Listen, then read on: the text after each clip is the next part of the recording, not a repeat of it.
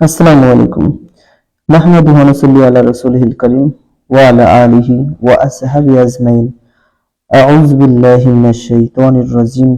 বিসমিল্লাহির রহমানির রহিম।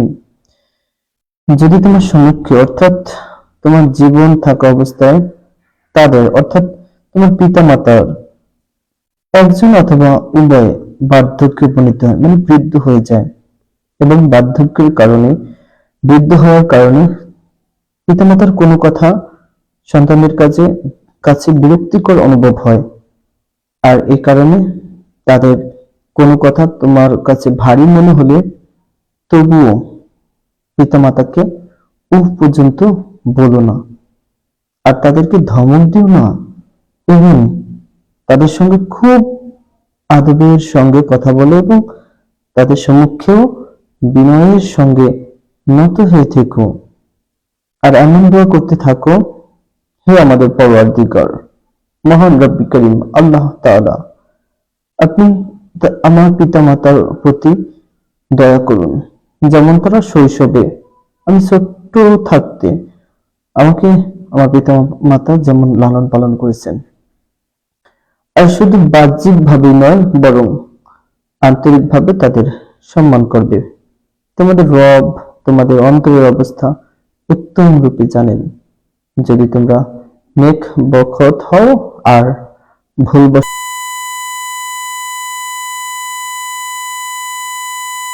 আর তোমরা তওবা করে নাও, তবে তিনি তওবাকারীদের অপরাধ বেশি ক্ষমাকারী। হযরত মুজাহিদ রাহমাতুল্লাহ আলাইহি হতে উক্ত আয়াতের ব্যাখ্যা প্রসঙ্গে বর্ণনা করা হয়েছে, যদি তারা বৃদ্ধ হয়ে যায় এবং তাদের প্রস্রাব পায়খানাও তোমাদের ধুতে হয়, তবে কখনো ও পর্যন্ত বলো না। যেমন তারা শৈশবে তুমি ছোট্ট ছিলে, বাচ্চা ছিলে, শিশু ছিলে, আর তোমার পিতামাতা তোমার প্রস্রাব পায়খানা নির্দ্বিধায় ধুয়েছেন। হযরত আলী রাদিয়াল্লাহু তাআলা আনহু বলেন, বেয়াদবির জন্য বলার চেয়েও যদি নিম্ন পর্যায়ের কোনো কিছু হতো তবে আল্লাহ তাআলা তাও হারাম করে দিতেন। হযরত হাসান বসরি রাহমাতুল্লাহ আলাইহিকে জিজ্ঞেস করলো কেউ একজন, পিতামাতার অবাধ্যতার পরিণাম কি? তিনি বললেন, নিজের সম্পদ হতে তাদেরকে বঞ্চিত দেখা সাক্ষাৎ ছেড়ে দেওয়া এবং তাদের প্রতি কড়া দৃষ্টিতে দেখা। হযরত হাসান রাদিয়াল্লাহু তাআলা আনহুকে কেউ জিজ্ঞেস করলো, পিতামাতার সঙ্গে কওলে কারিমের অর্থ কি? তিনি বললেন, তাদেরকে আব্বা আম্মা বলে সম্বোধন করা, নাম না নেওয়া। হযরত জুবাইর ইবনে মুহাম্মদ রাহমাতুল্লাহ আলাইহি হতে এর ব্যাখ্যা বর্ণনা করা হয়েছে যে, যখন তারা ডাকেন তখন জি হাজির আছি বলে সাড়া দিবে। হযরত কাতাদা রাহমাতুল্লাহ আলাইহি হতে বর্ণনা করা হয়েছে যে, নম্রভাবে কথা বলবে। হযরত সাঈদ ইবনে মুসাইয়াব রাহমাতুল্লাহ আলাইহিকে কেউ একজন জিজ্ঞেস করলো, পবিত্র কোরআনের শব্দ ব্যবহারের আদেশ তো অনেক জায়গায় করা হয়েছে, আমি তা বুঝেছি, কিন্তু কওলে কারিমের অর্থ আমার বুঝে আসেনি। তিনি বললেন, কোন কঠিন অপরাধী গোলাম তার কঠোর মেজাজি মনিবের সঙ্গে যেভাবে কথা বলে। হযরত আয়েশা রাদিয়াল্লাহু তাআলা আনহা বলেন, হুজুর সাল্লাল্লাহু আলাইহি সাল্লামের খিদমতে এক ব্যক্তি হাজির হলো, তার সঙ্গে একজন বয়স্ক লোক ছিল। হুজুর সাল্লাল্লাহু আলাইহি সাল্লাম তাকে জিজ্ঞেস করলেন, এই লোকটি কে? সে বলল, ইনি আমার পিতা। হুজুর পাক সাল্লাল্লাহু আলাইহি ওয়াসাল্লাম বললেন, তার আগে চলবে না, তার আগে বসবে না, তার নাম ধরে ডাকবে না, তাকে কটু কথাও বলবে না। হযরত হুরায়রা রাহমাতুল্লাহ আলাইহির কাছে কেউ জিজ্ঞেস করলো, পবিত্র কোরআনে পিতামাতার সম্মুখে নত থাকার আদেশ করা হয়েছে, এর অর্থ কি? তিনি বললেন, তারা যদি তোমার অপছন্দের কোনো কথা বলে তবে তাদেরকে বক্র দৃষ্টিতে দেখো না, কেননা মানুষের বিরক্তি প্রথমে তার দৃষ্টি হতে বোঝা যায়। হযরত আয়েশা রাদিয়াল্লাহু তাআলা আনহা হুজুর সাল্লাল্লাহু আলাইহি সাল্লামের কাছ থেকে বর্ণনা করেন, যে ব্যক্তি পিতার দিকে কড়া দৃষ্টিতে দেখলো সে বাধ্যগত সন্তান নয়। হযরত আব্দুল্লাহ ইবনে মাসউদ রাদিয়াল্লাহু তাআলা বলেন, আমি হুজুর সাল্লাল্লাহু আলাইহি সাল্লামকে জিজ্ঞেস করলাম, আল্লাহ তাআলার কাছে সবচেয়ে বেশি পছন্দনীয় আমল কি? তিনি বললেন, সময় মতো নামাজ পড়া। আমি তারপর আরজ করলাম, এরপর কোন আমল? তিনি বললেন, পিতামাতার সঙ্গে ভালো ব্যবহার করা। আমি আরজ করলাম, এরপর? তিনি বললেন, জিহাদ।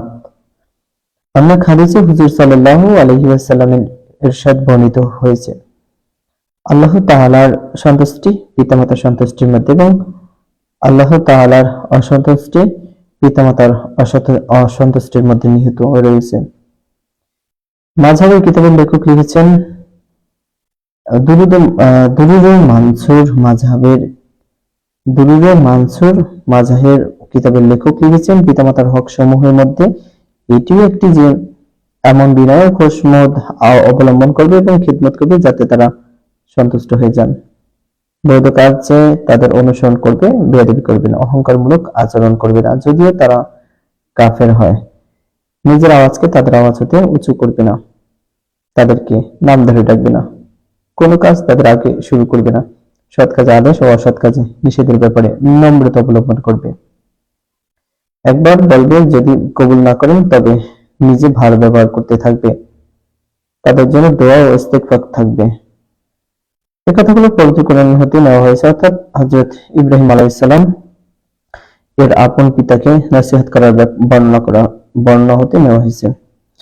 হযরত ইব্রাহিম আলাইহিস সালাম একবার নসিহত করার পর বলে দিয়েছিলেন যে, আচ্ছা, এখন আমি আল্লাহ তাআলার কাছে আপনার জন্য দোয়া করছি, যেমন সূরা মারিয়ামের 3য় রুকুতে এসেছে। এমনকি কোন কোন আলেম লিখেছেন, হারাম বিষয়ে তাদের আনুগত্য নাজায়েজ, কিন্তু সন্দেহজনক বিষয়ে ওয়াজিব। কেননা সন্দেহজনক বিষয়ে সাবধানতা অবলম্বন করা পরহেজগারির অন্তর্ভুক্ত, আর তাদের সন্তুষ্টি অর্জন করা ওয়াজিব। সুতরাং যদি তাদের সম্পদ সন্দেহজনক হয় আর তুমি পৃথক খাওয়া দাওয়া করলে তারা বিরক্ত হন, তবে তাদের সঙ্গে খাওয়া দাওয়া করা উচিত।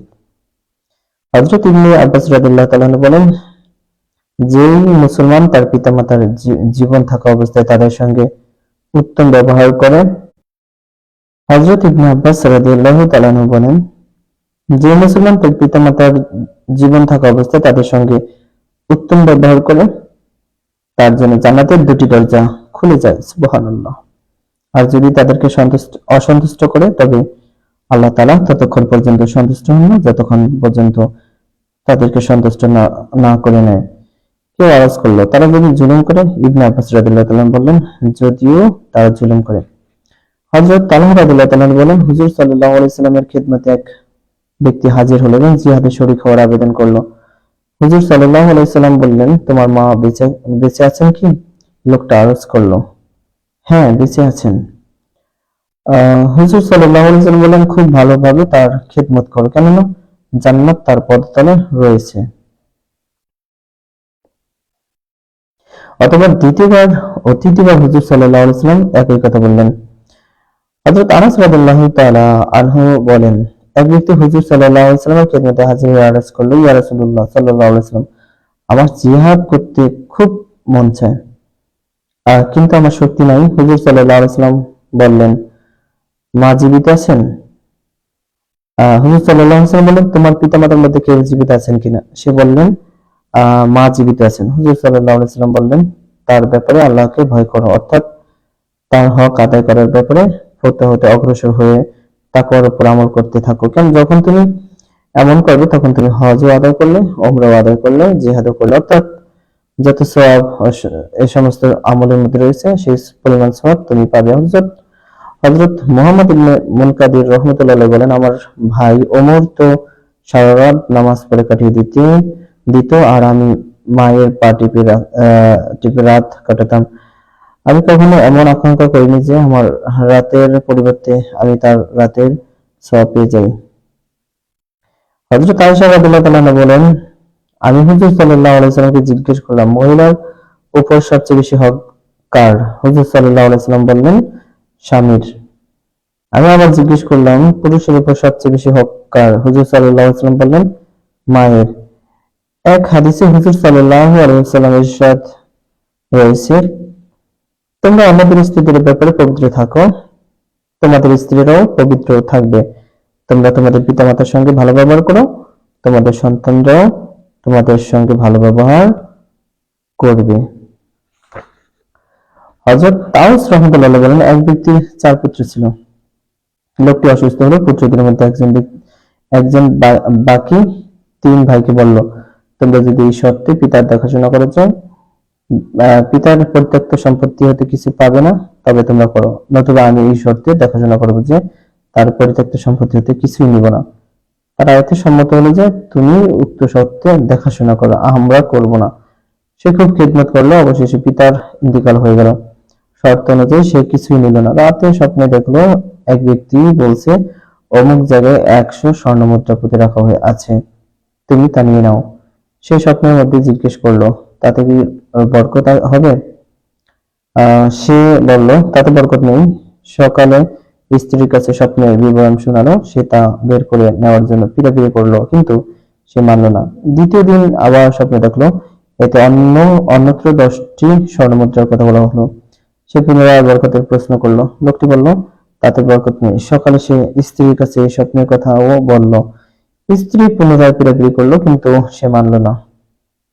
তৃতীয় দিন সে আবার স্বপ্নে দেখলো, কোন এক ব্যক্তি বলছে, অমুক জায়গায় যাও, সেখানে তুমি একটি স্বর্ণমুদ্রা পাবে, তা নিয়ে নাও।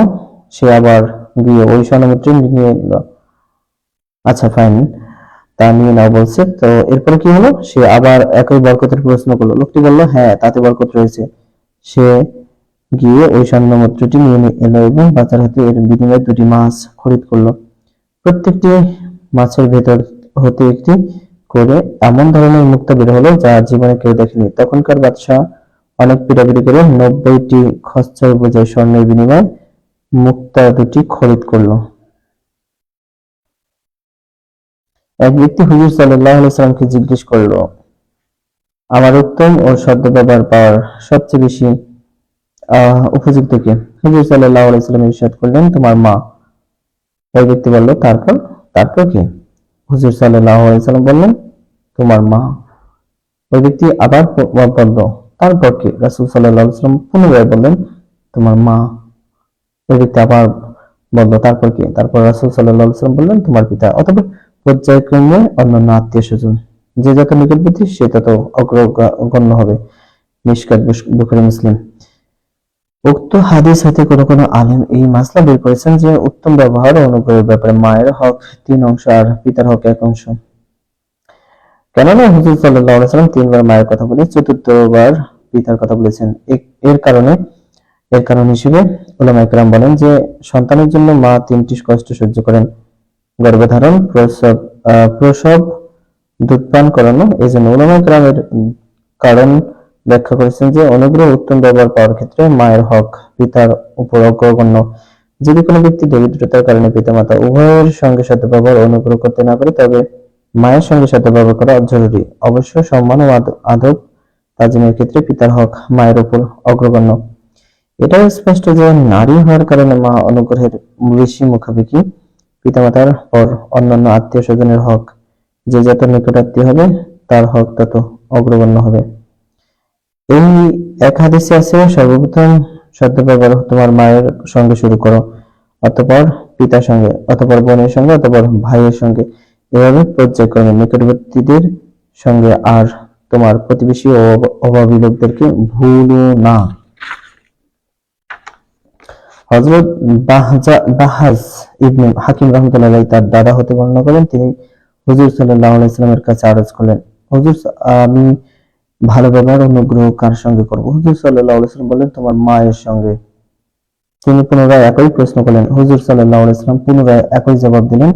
এভাবে তৃতীয়বারও বললেন। চতুর্থবার পর্যন্ত হুজুর সাল্লাল্লাহু আলাইহি সাল্লাম বললেন, পিতার সঙ্গে, অতঃপর অন্যান্য আত্মীয় স্বজন, যে যত নিকটতম সে তত অগ্রগণ্য। অন্য এক হাদিসে আছে যে এক ব্যক্তি হুজুর সাল্লাল্লাহু আলাইহি সাল্লামের খেদমতে হাজির হয়ে আরজ করলো, আমাকে কোনো আদেশ করুন, আমি তার উপর আমল করব। হুজুর সাল্লাল্লাহু আলাইহি সাল্লাম বললেন, তোমার মায়ের সঙ্গে উত্তম ব্যবহার করো। তৃতীয়বারের পর হুজুর সাল্লাল্লাহু আলাইহি সাল্লাম বললেন, পিতার সঙ্গে উত্তম ব্যবহার করো। এক হাদিসে আছে 3টি বিষয় যার মধ্যে পাওয়া যাবে আল্লাহ তাআলা মৃত্যু তার জন্য সহজ করে দিবেন এবং তাকে জান্নাতে প্রবেশ করাবেন: দুর্বলের প্রতি দয়া, পিতামাতার প্রতি মমতা এবং অধীনস্থদের প্রতি অনুগ্রহ। হুজুর সাল্লাল্লাহু আলাইহি ওয়াসাল্লাম ইরশাদ করেছেন, যে ব্যক্তি কামনা করে যে তার রিজিক প্রশস্ত করে দেওয়া হোক এবং তার পদচিহ্নসমূহে বিলম্ব করা হোক, সেই যেন আত্মীয়-স্বজনের সঙ্গে সদ্ব্যবহার করে। পদচিহ্নসমূহে বিলম্ব করা দ্বারা আয় বৃদ্ধি বোঝানো হয়ে থাকে, কেননা যেই ব্যক্তির আয়ু যত বেশি হবে ততদিন তার চলার কারণে পায়ের চিহ্নসমূহ জমিনের উপর পড়বে, আর যে মরে গেল তার পায়ের চিহ্ন জমিন হতে মিটে গেল। এখানে এই প্রশ্ন করা হয় যে প্রত্যেক ব্যক্তির আয়ু নির্দিষ্ট রয়েছে। পবিত্র কোরআনে কয়েক জায়গায় বিষয়টি স্পষ্টভাবে উল্লেখ করা হয়েছে যে প্রত্যেক ব্যক্তির একটি নির্ধারিত সময় রয়েছে, তা থেকে এক মুহূর্ত না আগে হবে না পরে হবে। এই জন্য কোনো কোনো আলেম আয়ু বৃদ্ধি কথাটির অর্থ রিজিক বৃদ্ধির মতো বরকত অর্থে গ্রহণ করেছেন, অর্থাৎ তার সময়ের মধ্যে এত বরকত হয় যে অন্যরা যে কাজ কয়েকদিনে করে সেটা কয়েক ঘন্টা করে ফেলে, আর অন্যরা যে কাজ কয়েক মাসে করে সেটা কয়েক দিনে করে ফেলে। আবার কোনো কোনো আলেম আয়ু বৃদ্ধির দ্বারা সেই ব্যক্তির উত্তম আলোচনার অর্থ গ্রহণ করেছেন, অর্থাৎ দীর্ঘদিন পর্যন্ত তার কৃতিত্বের নিদর্শনসমূহ ও প্রশংসা চলতে থাকে। কোনো কোনো আলেম লিখেছেন তার সন্তান-সন্ততি বৃদ্ধি পায় এবং এই ধারা তার মৃত্যুর পরও দীর্ঘদিন পর্যন্ত চলতে থাকে। আয়ু বৃদ্ধির অর্থে এসবগুলো ব্যাখ্যা হতে পারে।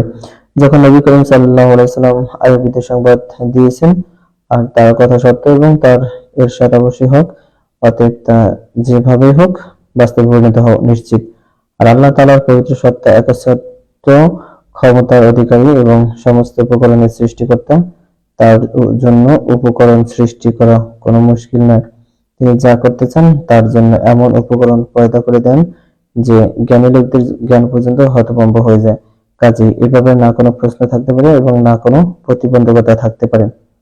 তকদীরের বিষয় নিজ নিজ জায়গায় অটল রয়েছে, কিন্তু এই দুনিয়াকে আল্লাহ তাআলা আসবাব বা উপকরণের জগৎ বানিয়েছে এবং প্রত্যেক জিনিসের জন্য জাহিরি অথবা বাতিনি উপকরণ পয়দা করেছেন। ডায়রিয়া রোগীর জন্য মানুষ চিকিৎসক ও ডাক্তারের পেছনে মিনিটে মিনিটে ছোটাছুটি করে। আসার জায়গা হলো যে হয়তো এই ঔষধ দ্বারা উপকার হবে অথবা ওই ঔষধ দ্বারা উপকার হবে। কারণ কি? কারণ এটাই যে বৃদ্ধি রোগীর আয়ু বাকি থাকে, অথচ আয়ু একটি নির্ধারিত অনির্দিষ্ট জিনিস।